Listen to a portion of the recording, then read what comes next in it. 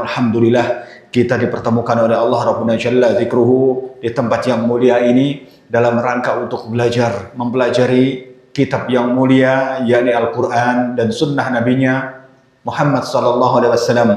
Maka dari itu memperingatkan untuk diri pribadi dan kawan-kawan sekalian yang hadir ataupun yang menyimak kajian ini mungkin dimanapun berada, kita bersyukur kepada Allah untuk senantiasa bersyukur dengan karunia yang sangat mulia ini yang diberikan kepada sebagian hambanya dan tidak diberikan kepada sebagian hamba yang lain. Kenapa? Karena inilah sangat-sangat karunia yang sangat mulia, yakni belajar. Belajar dan belajar. Tugasnya kaum muslimin itu.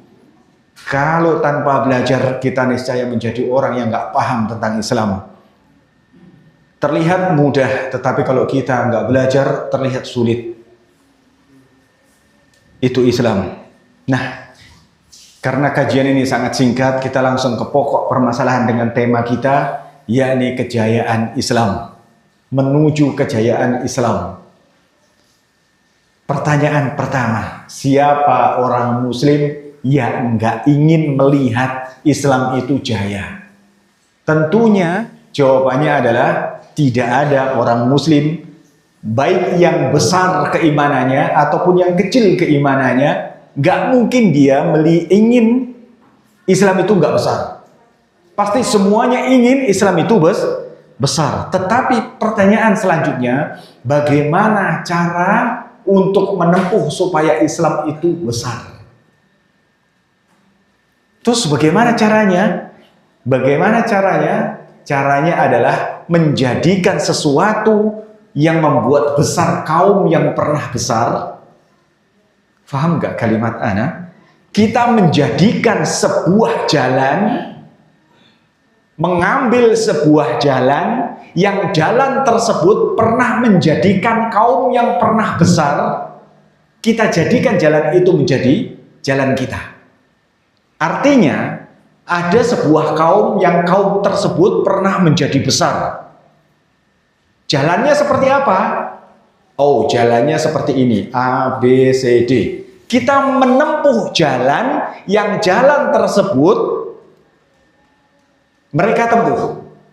A, B, C, D. Berarti kita juga ngikuti A, B, C, D. Tapi zamannya beda, Ustadz. Itu kan dahulu. Seolah-olah perkataan ini benar, seolah-olah, tetapi kurang tepat. Kenapa? Islam itu akan berlaku dari awal sampai akhir. Apa yang membuat besar saat itu, maka akan menjadi besar pula saat ini. Apa yang menjadi saat itu kecil, maka akan mengecilkan juga saat ini. Kata Imam Malik rahimahullah ta'ala, rahmatan wasi'ah, Islam itu akan baik, tidak akan Islam itu menjadi baik kecuali menempuh jalan, kalau bahasa kita menempuh jalan apa yang ditempuh oleh salafun saleh. Kalau bahasa kita begitu. Artinya apa? Kita diminta untuk sama jalannya kalau mau baik, menempuh jalan yang pernah ditempuh oleh salafun saleh. Pertanyaannya, salafun saleh itu siapa? Nah, itu dia. Atau cuma nama, atau seperti apa? Salafun saleh itu menjadi figur kita. Yang topik hari ini kita akan bicarakan salah satunya. Salafun saleh berasal dari kata salaf. Salaf itu yang berarti orang-orang yang terdahulu. Ini Fairuz Abadi. Fairuz Abadi seorang pakar bahasa mencantumkan yang namanya as-salaf itu adalah orang-orang yang terdahulu menurut bahasa. Orang-orang yang terdahulu, misalnya siapa? Kalau orang-orang kita punya salaf juga, orang terdahulu. Siapa? Kakek kita, nenek kita, buyut kita. Itu orang terdahulu dari kita. Itu secara bahasa. Adapun secara syariat yang dikatakan salaf itu adalah para sahabat, tabi'in dan tabi'ut tabi'in, 3 generasi pertama. Nah, inilah yang dimaksud di dalam al-Islam yang namanya salafun salih. Berarti kita diminta oleh Al-Imam Malik untuk mencontoh mereka apabila menginginkan agama kita baik. Kalau pengen agama kita baik, kita menempuh jalan orang-orang pertama dari umat ini. Ada sebuah hadis yang sangat mulia. Idza tabayatum bil 'ainah wa akhadtum abnabal baqar wa raditum biz zar' wa taraktumul jihad sallallahu alaikum dhullan la yanzi'uhu ankum hatta tarji'u ila dinikum. Idza tabayatum bil 'ainah, jika kalian sudah berjual beli secara al-'ainah. Al-'ainah itu adalah salah satu bentuk jual beli dengan metode ribawiyah. Bagaimana caranya? Seseorang menginginkan uang, ingin pinjam. Terus kemudian pinjam kepada seseorang, tetapi orang tersebut A minjam kepada si B, kemudian si B nggak mau dong, cuman dipinjamin aja tanpa untung. Nah, itu dia. Terus kemudian si B punya barang. Ya sudah, kalau kayak gitu, nanti barang dikreditin. Ini sebenarnya cuma hilah, kawan-kawan sekalian. Intinya syahidnya bukan di sini. Terus kemudian nanti dibayar secara kredit. Bayar secara kredit. Barang ada di mana sekarang? B punya barang, si A pengen duit. Pindah ke A, iya kan? Setelah pindah ke A, otomatis dia pengen barang atau pengen duit? Si A duit, dia nggak pengen barang. Ya sudah, karena kamu pengen dijual, misalnya berapa barangnya? Misalnya dia pengen duit berapa? 100.000 taruhlah. Ya, taruhlah 100.000. Terus kemudian ini saya jual nih 100.000. Terus karena kamu nggak, udah barangnya udah pindah ke A. Karena kamu nggak pengen barang, barangnya 120. Barangnya 120.000. Kamu boleh bayarin barang ini tapi kredit nanti. Loh kan saya pengen duit bukan barang. Udah terima. Setelah terima ya sudah, selang beberapa hari kemudian barang ini, ya sudah kalau kayak gitu karena kamu pengen duit, kamu tak beli nih barang nih. Saya beli. Kamu pengennya berapa? 100.000. Saya kasih uang 100.000 cash, harganya barang tadi berapa? 120, masih sisa 20.000. Paham kasusnya? Berarti dia kurang berapa? 20.000. Ngutang tidak? Masih ngutang kan? Ngutangnya berapa? 20.000. Berarti harus dia melakukan penambahan 20.000. Ini ribanya di situ. Sudah? Ini cuma teknik supaya si yang pemilik barang ini yang mau ngasih uang mendapatkan penambahan 20.000 dari hutang. Padahal hutang itu nggak boleh bertambah. Itu hanya hilah, barangnya kembali lagi kepada si B. Ini al-inah, pengelabuhan ribawiyah. Nah, seperti itu. Idza tabayatum bil 'ainah. Kita nggak perpanjang lebar di situ karena memang ini bukan syahidnya. Idza tabayatum bil 'ainah, jika engkau sudah berjual beli secara al-inah. Wa akhadtum abnabal baqar, dan engkau sudah memegang buntut-buntut sapi. Wa raditum biz zar', dan engkau redha dengan pertanian. Di situ urusan dunia tiga-tiganya dengan oleh Nabi kita Muhammad SAW disebutkan. Yang pertama ribawiyah, yang kedua adalah peternakan, yang ketiga adalah pertanian. Artinya kalau engkau sudah cinta dengan duniawi, engkau cinta dengan duniawi, apa yang terjadi? Waraditu bizar' wa taraktumul jihad, dan engkau meninggalkan jihad. Orang kalau sudah cinta dengan duniawi, efeknya dia takut mati. Kalau sudah takut mati, dia akan meninggalkan jihad. Kenapa? Karena sudah berjual beli secara li'inah. Sudah cinta dengan dunia ribawi. Sudah terlalu cinta bercocok tanam. Terlalu cinta dengan pertanian. Intinya dunia. Akhirnya dia terlena. Setelah terlena apa? Dia meninggalkan jihad. Kenapa saya harus jihad? Dunia enak banget. Indah. Efeknya seperti itu. Yang didapat apa dari hal tersebut? Sallallahu alaikum dzullan. Maka Allah pun akan menimpakan kepada diri kalian dzul, kehinaan. Jadi kehinaan itu sumbernya dari mana? Dari dunia. Dunia. Bahkan sebagian manusia dengan sangat jelas agama untuk mencari dunia. Ini terjadi untuk mencari dunia. Ini musibah. Akhirnya apa? Umat Islam terhina. Islam gak segagah zaman dahulu. Dahulu kalau disebutkan orang apa? Orang Islam. Izahnya naik. Kemuliaannya naik. Kenapa? Umat Islam zaman dahulu menganggap dunia itu kecil. Kalau zaman sekarang sampai agama pun dikorbankan. Demi apa? Demi dunia. Makanya Islam turun. Makanya benarlah apa yang disampaikan oleh Nabi kita Muhammad sallallahu alaihi wasallam apa? Sallallahu alaikum dzullan.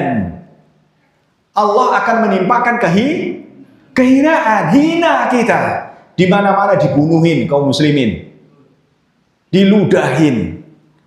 Direndahkan. Sunnah Nabi dihinakan. Ini loh Mas, sunnah Nabi. Itu sunnah sudah enggak zaman Mas. Dihinakan. Siapa yang menghinakan? Kita. Kaum muslimin. Ini khitabnya kepada siapa? Ini yang diajak bicara siapa? Kaum muslimin. Khitabnya, pembicaraannya Nabi kita Muhammad sallallahu alaihi wasallam ini kepada kaum muslimin. Idza tabayatum, jika kalian sudah berjual beli secara alina, kalian siapa? Kaum muslimin. Kalau kalian sudah berjual beli secara alina, cinta dunia, sudah cinta ribawiyah. Sekarang gimana? Ribawiyah jadi halal. Bahkan dokter ada yang menghalalkan. Ini dokter. Pinter gak bahasa Arabnya mereka? Pinter. Gelarnya dokter. Ribawiyah dihalalkan, halal. Terbukti. Ini sabda Nabi. Di akhir zaman banyak orang yang menghalalkan yang haram, mengharamkan yang halal, dan manusia ikut. Ini dia. Wah, itu mana mungkin Ustaz? Iya, kalau 30 tahun ngomong begitu mungkin. Mana mungkin Ustaz? Sekarang ada. Jadian ada. Terbukti. Mereknya apa? Dokter. Kita mau nutup mata? Tidak. Justru dengan hadirnya orang-orang yang seperti itu, kaum ahlus sunnah wal jamaah makin yakin bahwasanya Nabi kita itu adalah Nabi. Kenapa? Karena apa yang diucapkan Nabi terbukti. Bukan makin luntur, tapi makin naik keimanan kita dengan munculnya manusia yang seperti itu. Oh benar, ternyata Nabi kita benar-benar seorang Nabi yang tulen. Kenapa? Setiap sabdanya satu persatu muncul. Itu dia. Bukan luntur seorang mukmin, tapi ini mukmin yang bagaimana? Yang belajar. Yang nggak belajar tahu nggak? Ya enggak. Gitu. Ya belajarnya begini.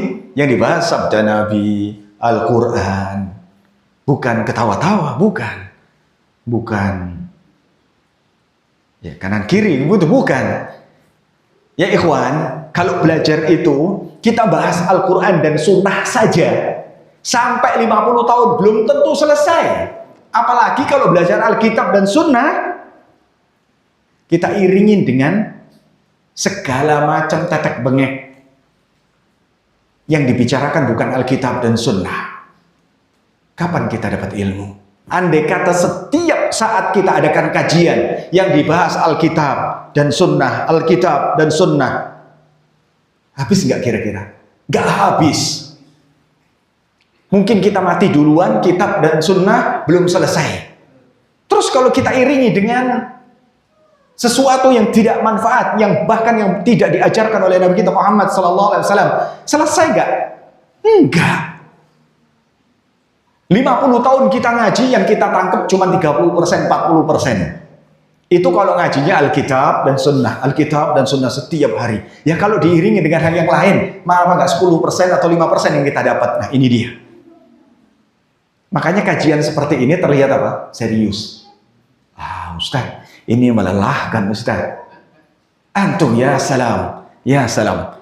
Andai kata kajian seperti ini kita iringi dengan gelak tawa, canda dan seterusnya, kita mau dapat ilmu dan faedah dari mana? Tidak selesai, Allah ya ikhwah, tidak akan selesai. Baik, kita lanjutkan. Efek dari itu semua, kita akhirnya cinta dunia. Hubbud dunya wa karahiyatul maut. Kita cinta dunia dan takut mati. Wa taraktumul jihad. Engkau akan meninggalkan jihad dengan sebab apa? Cinta dunia dan takut mati. Nah, seperti itu. Efek dari itu yang kita lakukan adalah sallallahu alaikum zullan. Kita akan ditimpakan kehinaan. Islam jadi rendah. Kaum muslimin dihinakan. Siapa yang menghinakan? Orang-orang kufar. Dengan sebab apa? Dengan sebab setelahnya. Efek dari itu. Tapi ada obatnya enggak? Ada obatnya. Obat dari kehinaan itu. Ada. Sudah dikabarkan oleh Nabi kita? Iya, betul. Sudah dikabarkan. Kalau tadi kan penyakitnya yang disampaikan oleh Nabi kita Muhammad SAW. Iya tidak? Penyakitnya kaum muslimin apa? Ribawiyah. Suka peternakan. Dan suka terlalu cinta dengan pertanian. Artinya kita bukan gak boleh untuk bertani. Bukan gak boleh beternak. Bukan. Kita terlalu cinta dengan dunia sampai agama kita korbankan, kita jual untuk mendapatkan seperak, 2 perak. Demi apa? Demi dunia. Bukan tidak boleh, boleh. Akhirnya apa? Karena terlalu cinta kita meninggalkan jihad. Akhirnya apa? Efek dari itu semua, kita ditimpakan kehinaan. Itu penyakit yang diberitakan oleh Nabi kita Muhammad SAW. Terus, apakah ada berita gembiranya? Ada. La yanzi'uhu ankum. Tidak akan diangkat penyakit tersebut dari kalian. Tidak akan diangkat penyakit tersebut dari tubuh kalian. La yanzi'uhu ankum. Terus obatnya mana? Hatta tarji'u ila dinikum. Sampai kalian mau kembali kepada agama kalian. Pertanyaan sekali lagi. Ketika Nabi kita ini berbicara seperti ini kepada siapa? Kaum muslimin. Kaum muslimin diminta untuk kembali kepada Islam. Gimana caranya? Masa saya udah Islam ya Nabi? Masa disuruh kembali lagi kepada Islam? Ya. Hadisnya sahih. Sampai engkau mau kembali kepada agama kalian, kata Nabi. Hatta tarji'u ila dinikum. Sampai kalian mau kembali kepada agama kalian. Allah tidak akan mengangkat kehinaan itu sampai kalian mau kembali kepada agama kalian. Hatta tarji'u ila dinikum. Gitu. Jadi di sini bisa difahami kita hinanya karena cinta dunia. Karena terlalu cinta dengan dunia, efeknya kita dihinakan. Allah menimpakan kehinaan pada tubuh kaum muslimin. Kalau sudah terlalu cinta, akhirnya kita dihinakan, itu penyakitnya.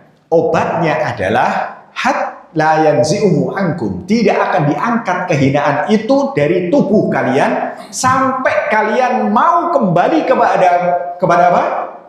Agama kalian. Jadi sesuai dengan tema kita hari ini, kita bisa mengambil kesuksesan dan kejayaan Islam kalau kita mau kembali kepada Islam. Sampai kalian mau kembali kepada al-Islam. Orang Islam disuruh kembali kepada Islam. Makanya ada pernyataan begini, anekdot yang lucu dan yang mungkin tidak perlu dibahas, cuman antum dengar saja. Gimana anekdotnya? Ya kita dari dulu di sini kok, ngapain kita harus kembali? Pernah dengar? Hah? Harusnya perkataan ini berani nggak kalau ada Nabi diucapkan di hadapan Nabi?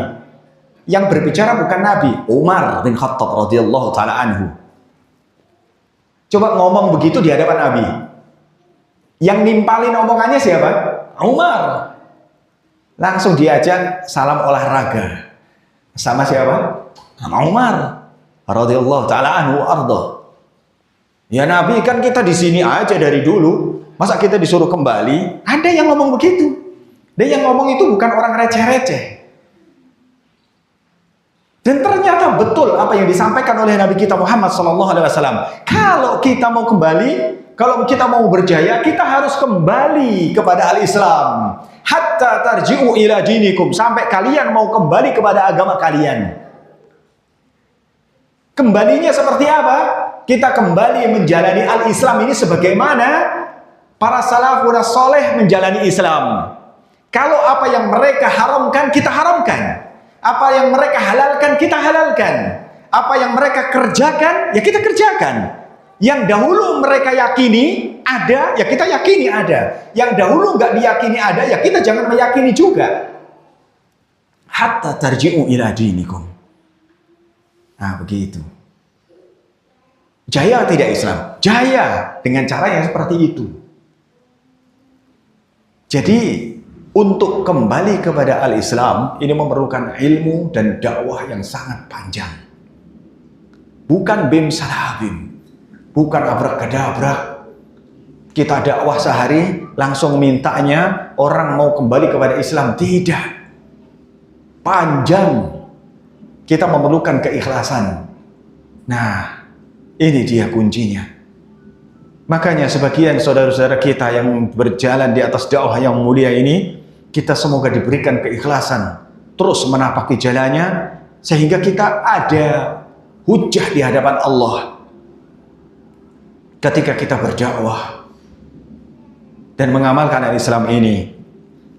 Ini adalah salah satu kunci dan satu-satunya jalan kita meraih kesuksesan di dalam Islam. Islam akan jaya kalau kita mau dengerin apa yang disampaikan oleh Nabi kita Muhammad SAW. Bukan mengamalkan selain ajaran Nabi kita Muhammad SAW. Ajaran yang seperti apa?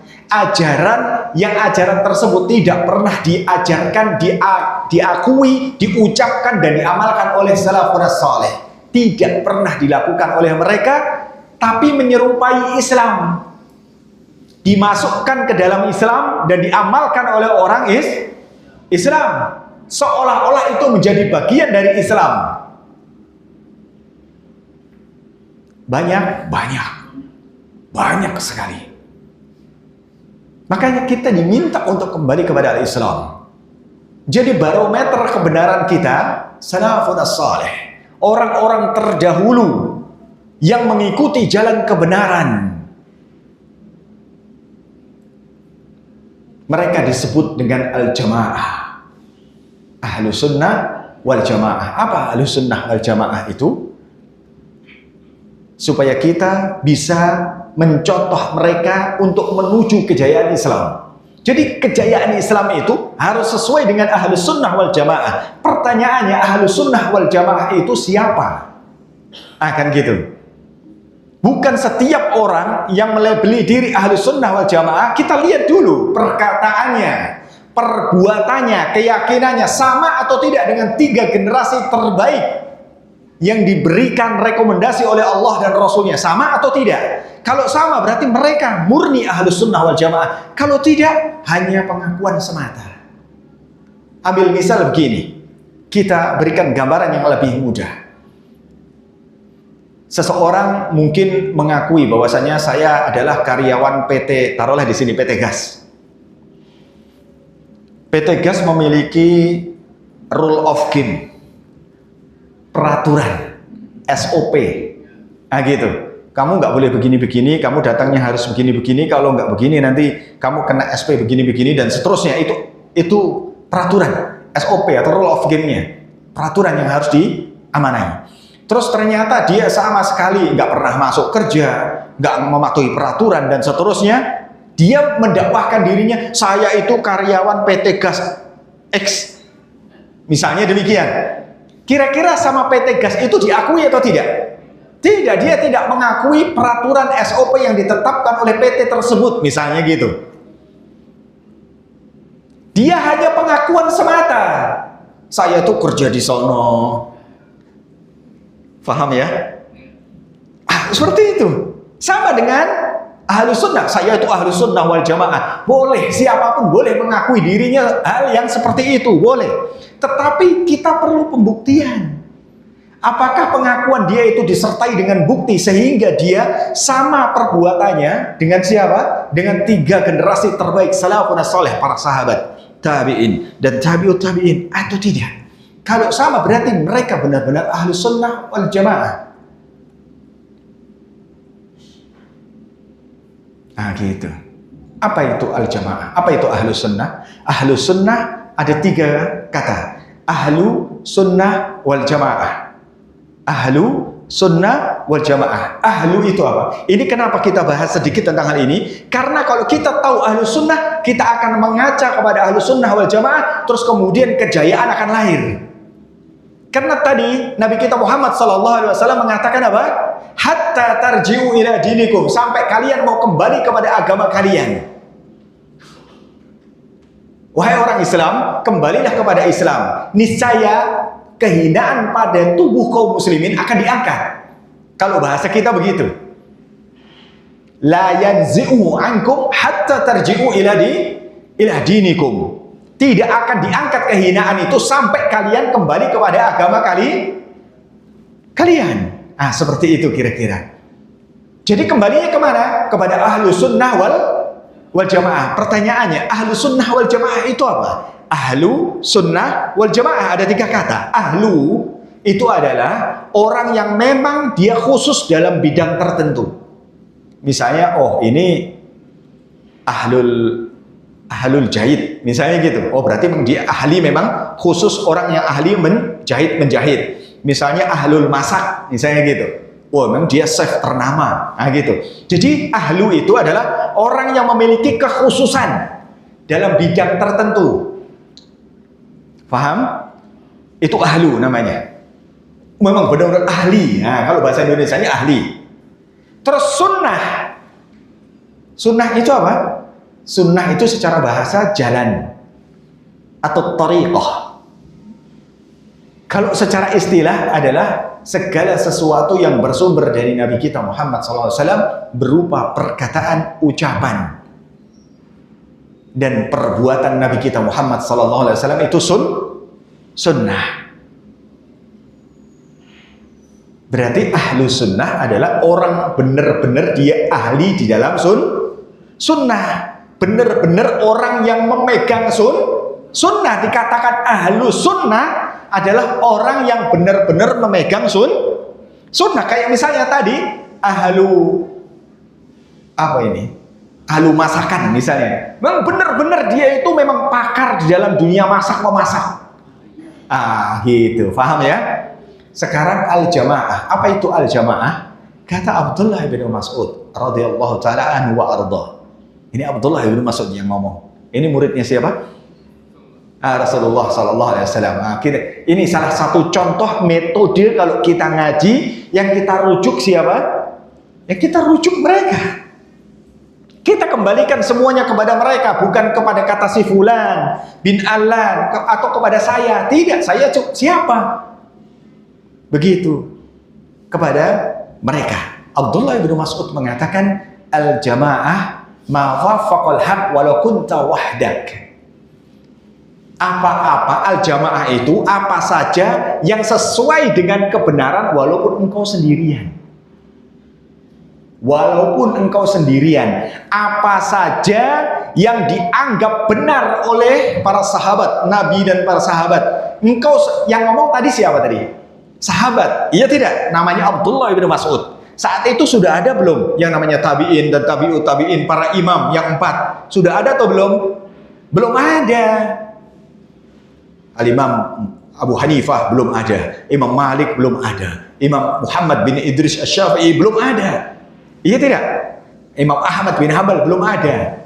Tapi para sahabat, salah satunya diwakili oleh sahabat besar Abdullah bin Mas'ud, sudah mengatakan al-jamaah itu adalah orang yang sesuai dengan kebenaran walaupun engkau sendirian.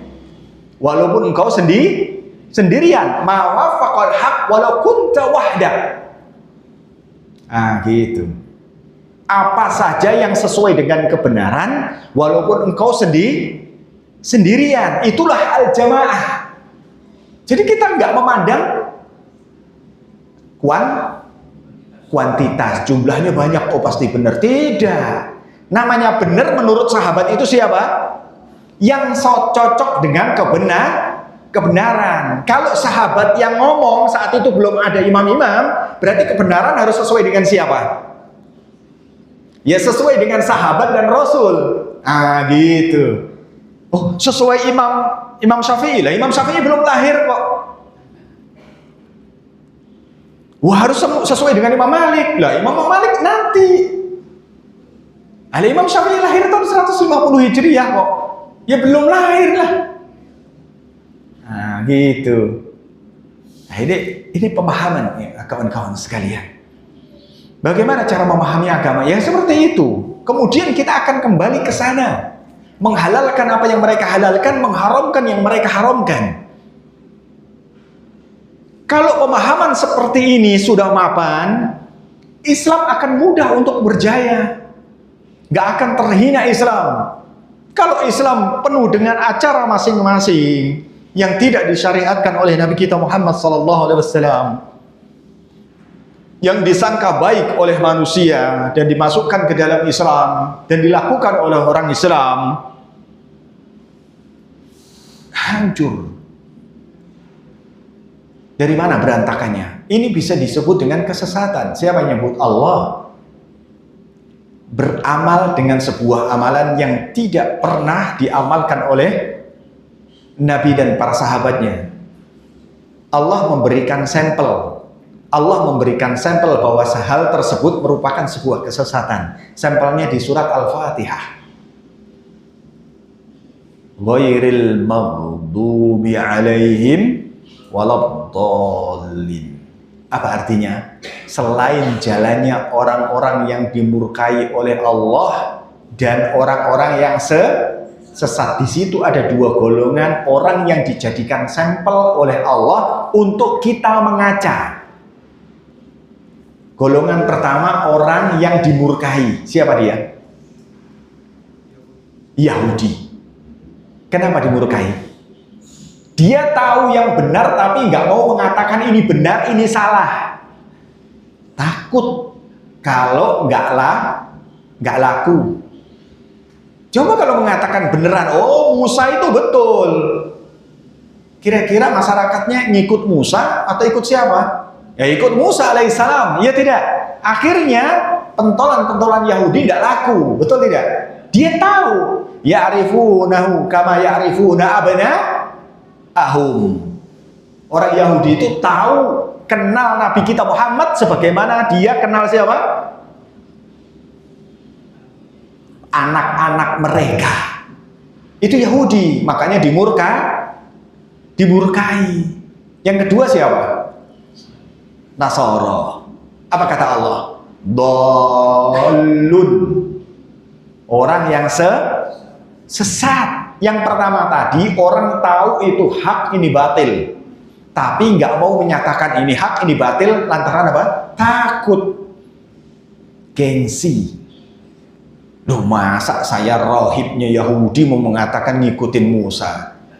Ini orangnya dimurkai oleh Allah. Kalau ada manusia muslim yang seperti ini, mirip karakteristiknya, bukan kita bilang dia Yahudi, bukan. Karakteristiknya mirip orang yang dimurkai. Kalau orang yang beramal terus, tapi nggak memiliki tuntunan dari Nabi Isa alaihissalam, disebut apa kata Allah? Sesat, dolin. Apa kata? Diterjemahkan apa? Sesat. Nanti bisa dilihat terjemahannya di Al-Fatihah. Ghairil maghdubi alaihim waladdallin. Lihat. Selain jalannya orang-orang dimurkai dan orang-orang yang sesat. Nah, lihat. Nah, ini dia. Paham sampai sini kawan-kawan sekalian? Kalau kita beramal terus tanpa bimbingan Nabi kita, sama dengan orang-orang dol, orang-orang yang sesat. Siapa dia? Orang Nasara. Dia terus beramal, doa ini, doa itu, hari Ahad ini dan itu dan seterusnya, menggunakan pohon ini, pohon itu. Ada nggak bimbingan dari Nabi Isa? Nggak ada. Makanya dikatakan oleh Allah sesat. Ya, sama. Kalau kita juga begitu. Kalau ditanya, kamu ibadah ini, ibadah itu, mengamalkan ini, mengamalkan itu. Kita tanya Nabi kita Muhammad SAW, ada tidak? Nah, itu dia. Kita kembalikan lagi ke kalimat al-jamaah. Kepada kemana? Al-jamaah. Gitu caranya. Maka kalau kita mengembalikan semuanya kepada al-jamaah, insya Allah Islam itu akan berjaya. Akan jaya. Nah, tapi Ustaz, nanti kita disangkain orang asing. Kan sekarang ini kalau kita berislam dengan sebenar-benarnya Islam, sebagaimana Islamnya yang dianut oleh Nabi kita Muhammad SAW, yang diucapkan oleh para sahabat, kita mengucapkan, yang dilakukan oleh para sahabat kita melakukan, yang diyakini oleh para sahabat kita meyakini pula. Kita menolak yang mereka tolak. Nanti kita terlihat asing, Ustaz. Nah, iya tidak? Asing kita, bahkan kita dikucilkan, bahkan sebagian lain menganggap saudara-saudara kita sesat. Orang yang mengamalkan sunnah nabinya dikatakan sesat. Nah, terus sunnah siapa yang mau dikatakan? Oh, sunnah ahlu sunnah wal jamaah dong, harusnya. Kan gitu, sebagian saudara-saudara kita mengatakan kamu harus ikut ahlu sunnah wal jamaah. Nah, ahlu sunnah wal jamaah itu siapa? Yang mendefinisikan ahlu sunnah wal jamaah itu siapa? Ustadz, kiai, syekh, ulama, atau siapa? Bukan. Muridnya Nabi Muhammad SAW mengatakan al-jama'atu ma wafaqal haq walau kunta wahdak. Yang sesuai dengan kebenaran. Saat itu belum ada manusia lain kecuali para sahabat dan Nabi. Jadi yang barometer kebenaran saat itu cuma dua orang, dua kelompok. Nabi Muhammad kelompok yang pertama SAW, kelompok yang kedua adalah sahabat. Kalau sahabat yang mengatakan harus sesuai dengan kebenaran, berarti kebenaran kembalinya kedua ini.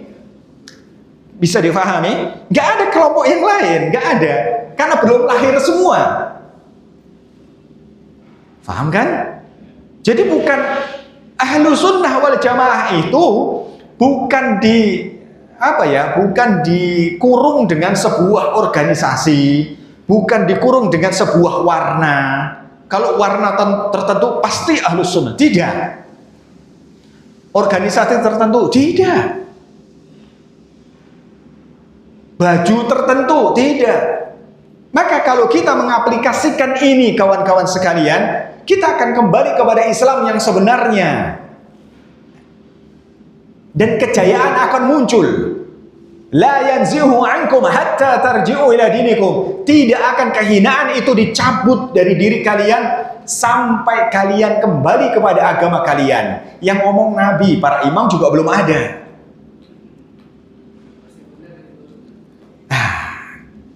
Masih benar kan? Kalau masih benar berarti kita kembalinya ke mereka. Kan gitu. Kita semua kembali ke sana. Kita mengatakan, oh kalau saya mengatakan begini, benar nggak ya? Kita lihat mereka mengatakan dengan apa yang kita katakan atau tidak. Nah itu baru benar. Terus kita melakukan perbuatan ini, kita ngacak lagi kepada mereka. Kita ngacak lagi kepada mereka. Mereka melakukan ini atau tidak ya? Oh nggak melakukan, berarti saya salah. Oh mereka melakukan, berarti saya benar. Begitu. Terus kita meyakini hal ini, meyakini begini, meyakini gimana misalnya? Meyakini kalau kuburnya orang soleh itu bisa membawa manfaat atau tidak. Kita ngaca dulu. Kalau mereka pernah melakukan hal itu, maka itu benar. Kalau mereka tidak pernah, maka perbuatan kita salah. Dan seterusnya.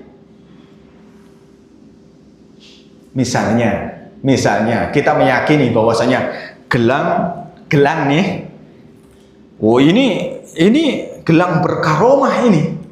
Kalau saya pakai ini tenang sekali saya. Ini tenang sekali saya. Jalan kemana-mana aman. Lihat. Pernyataan, perkataan, perbuatan dan keyakinan seperti itu kita lempar kepada kaum yang terbaik, Nabi dan para sahabat. Pernah nggak mereka mengatakan memiliki keyakinan yang seperti itu, seperti apa yang saya yakini, sama atau tidak?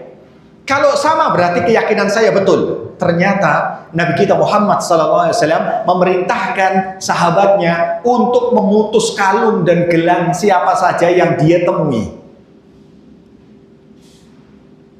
Maka tidak boleh jimat dan seterusnya. Itu dia. Di zaman ini banyak. Bisa difahami kira-kira? Jadi jalan kebenaran itu cuma satu, bukan banyak. Jalan kebenaran itu satu yang ditempuh oleh para sahabat, tabi'in dan tabi'ut tabi'in. Satu saja itu. Gak ada jalan kebenaran lain. Yang tadi kata Imam Malik rahimahullah ta'ala, tidak akan baik urusan umat ini sampai kita menempuh apa yang menjadi baik urusan yang pertama. Yang artinya umat ini akan baik kalau kita menempuh jalannya orang-orang yang pertama. Itu Imam Malik. Imam Malik siapa? Gurunya Imam Syafi'i. Mengatakan demikian. Sama sebenarnya dengan perkataannya Abdullah ibn Mas'ud radhiyallahu taala anhu wa ardhah. Gak ada bedanya. Kita tetap diminta. Imam Malik nggak mengatakan begini, oh saya imam besar, kalau kamu mau baik agamamu, contoh saya. Enggak. Begitu? Enggak. Dia di atasnya kiai. Dia di atasnya syekh. Lihat. Gurunya Imam Syafi'i. Kalau kita katakan kaisar saja mau ketemu beliau, itu kalau bahasa kita dredeg, gemeteran. Gitu. Minta izin dulu ketika ketemu Imam Malik rahimahullah ta'ala rahmatan wasi'ah. Ini saya mau ketemu Imam Malik nih. Untuk ngajak Syafi'i kecil. Waktu itu ada kisah Imam Syafi'i kecil mau ketemu dengan Imam Malik, maka pakai ajudan, pakai gubernur, mengajak gubernur, pembantunya Imam Malik dulu, menyurat dulu, ngobrol dulu. Kini ini ada anak kecil mau ketemu, katakan gubernur ini datang untuk ketemu dengan Imam Malik. Sampai begitu takzimnya presiden kepada ulama kita. Walaupun beliau agung, beliau mulia, tapi beliau tidak mengatakan, oh saya imam, kalau agama kalian mau baik, contoh saya. Enggak. Tetap yang diminta untuk contoh siapa? Para sahabat. Padahal beliau termasuk kurun yang terbaik. Nah gitu. 100 Hijriah. Berarti masih masuk kurun yang terbaik. Tapi beliau pun tidak mengatakan kamu contoh saya, tidak. Tapi tetap contohlah siapa? Orang-orang yang pertama. Ini akan jaya al-Islam. Semua kita lakukan, mulai dari sholat kita, bagaimana sholat kita, kita melihat kepada mereka. Puasa kita, bagaimana puasa kita mencontek mereka. Haji kita bagaimana, perkataan kita bagaimana, semuanya kita sandarkan kepada mereka. Maka semuanya akan menjadi murni al-Islam itu. Nah, yang seperti ini, kajian yang seperti ini, kita senantiasa mengajak kepada saudara-saudara kita untuk kembali kepada kelompok yang terbaik. Bukan organisasi terbaik, bukan baju warnanya yang terbaik, bukan partai yang terbaik, tidak. Kita nggak ada hubungannya sama mereka. Kita ingin mengajak saudara-saudara kita mencontoh kaum yang terbaik. Siapa mereka? Para sahabat, tabi'in, dan tabi'ut tabi'in. Terus kita dikatakan sesat. Ada yang mengatakan ada. Pertanyaannya simple, sesatnya dari mana? Nah, ini kita perlu jawaban. Gak ada dasarnya. Kita berusaha untuk mengatakan yang mereka katakan, kita berusaha untuk mengamalkan yang mereka amalkan, kita memiliki keyakinan apa yang mereka yakini dan menolak semuanya apa yang mereka tolak. Makanya akan terasa asing. Ketika dianggap asing oleh kaum muslimin, keasingan Islam ini sudah disinyalir oleh siapa? Nabi kita Muhammad SAW 15 abad yang lalu. Hampir 15 abad yang lalu sudah disinyalir keasingan ini oleh Nabi kita Muhammad SAW.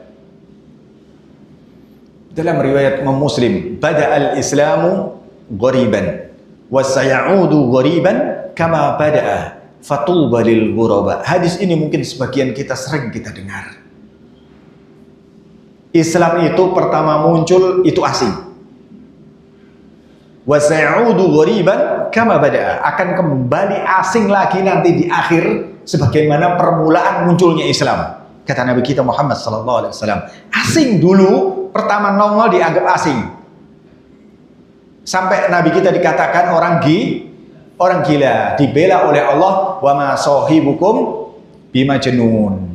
Sahabatmu itu bukan orang gila, kata Allah. Dibela oleh Allah. Terus fatuba lil ghuraba. Fatuba lil ghuraba, dan beruntunglah bagi orang-orang yang asing.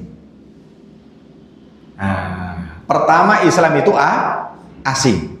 Terus kemudian nanti di akhir zaman begitu juga akan dianggap asing. Tapi kabar gembiranya dari Nabi kita Muhammad SAW, fatuba lil ghuraba, beruntunglah bagi orang-orang yang dianggap asing. Pertanyaannya, orang asing itu yang bagaimana? Nah, kan gitu. Apakah kita mau berbuat asing? Oh, berarti orang-orang asing yang datang ke negeri kita itu orang yang beruntung dong, Ustaz? Bukan. Nah, gitu. Oh, ada orang asing. Nah, gitu. Wah, jangan-jangan ini nih orang-orang yang ini nih. Oh, beda negara nih. Oh, hidungnya mancung-mancung tuh, pasti benar itu. Lah enggak, ikhwah. Yang dimaksud al-ghuraba, al-gharib, fatuba lil ghuraba. Beruntunglah bagi orang-orang asing itu bukan orang-orang yang surbannya panjang-panjang, yang hidungnya mancung-mancung. Oh, itu orang asing, bukan negara kita. Dia datang kemari. Berarti pasti ini yang dimaksud. Tidak demikian. Mana buktinya? Nah, gitu. Kalau kita ngaji begini, senantiasa minta bukti. Setiap pembicaraan kita gunakan bukti autentik dari Allah dan Rasulnya. Mana buktinya? Yang dikatakan oleh Nabi kita Muhammad SAW ketika mendefinisikan kalimat al-ghuraba. Apa kata Nabi kita? Humul ladina yuslihuna ma afsadan nasu min sunnati. Kata beliau, al-ghuraba itu adalah, nah gitu. Apa? Humul ladina yuslihuna. Mereka orang-orang yang senantiasa memperbaiki. Memperbaiki apa? Kata beliau, sunnahku yang dirusak oleh manusia. Nah, itu dia. Ini definisi langsung dari mulutnya yang mulia Nabi kita Muhammad sallallahu alaihi wasallam. Siapa mereka? Al-ghuraba. Siapa ghuraba? Orang yang senantiasa memperbaiki sunnahku, kata Nabi kita Muhammad sallallahu alaihi wasallam, ketika manusia itu merusaknya. Humul ladzina yuslihuna ma afsadan nasu min sunnati, kata Nabi kita Muhammad sallallahu alaihi wasallam. Orang asing itu bukan orang yang sekedar mancung, yang jilbabnya apa, yang surbannya panjang-panjang, yang gamisnya nyengser ke tanah, bukan. Definisi al-ghuraba, kata Nabi, orang yang senantiasa menegakkan kebenaran. Dan kebenaran itu barometernya apa tadi? Yang cocok dengan kaum yang pertama. Kan gitu ya? Semuanya ini terhubung. Semuanya terhubung. Al-jamaah sudah jelas. Kebenaran barometernya siapa sudah jelas. Al-ghuraba sudah jelas. Humul ladina yuslihuna ma afsadan nasu min sunnati. Jelas semua terhubung. Al-jamaah itu orang yang pertama.